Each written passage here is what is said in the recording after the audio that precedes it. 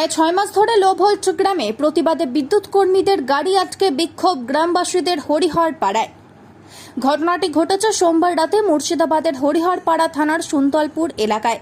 প্রত্যক্ষদর্শী সূত্রে খবর, হরিহরপাড়ার সুন্দরপুর গ্রামে প্রায় 6 মাস ধরে কারেন্টের লো ভোল্টেজ এবং 2 দিন ধরে একাধিক বাড়িতে বিদ্যুৎ নেই।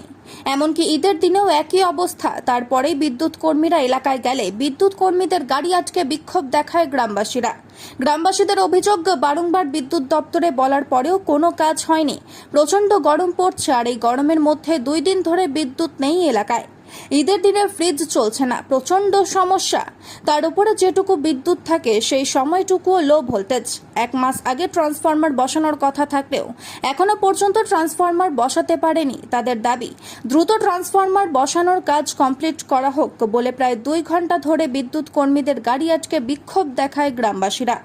এই ঘটনায় এলাকায় ব্যাপক চাঞ্চল্য ছড়িয়েছে। যদিও বিদ্যুৎ কর্মীরা আশ্বাস দেন খুব তাড়াতাড়ি ট্রান্সফরমার বসানোর কাজ সম্পন্ন হবে বলে। ফ্রিজ আছে, এসি আছে, তাদের সমস্যা সমাধান করেছে তারা।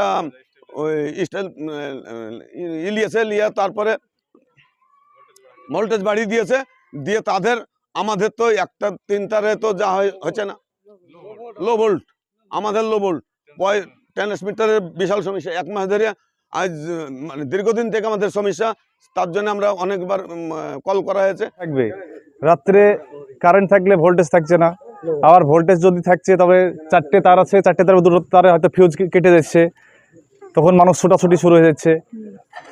প্রচণ্ড গরমে বাচ্চারা ঘুমোতে পারছে না, একটা বাড়িতে ফ্রিজ চলছে না। এই একটা আমাদের পরব, আমাদের যে আজ ঈদের দিন কাটলো, ঈদের দিন প্রত্যেকটা মানুষের বাড়িতে মাংস আছে।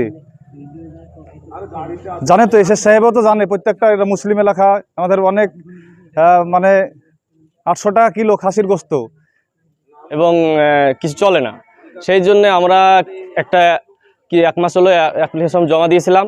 সেখানে বললো যে আমরা ট্রান্সমিটার বসানো হবে, নতুন বসানো হবে। সেই ট্রান্সমিটারের কিছু মালও এসেছে, এসে 1 মাস থেকে ওটা বসানো কোনো সার্ভিস পাচ্ছি না। প্লাস আমাদের এই বছরকার দিন কাল থেকে কোনো ইলেকট্রিক লোককে ফোন করলে ফোন আসে না, এবং ফোন করলে রিসিভও করে না।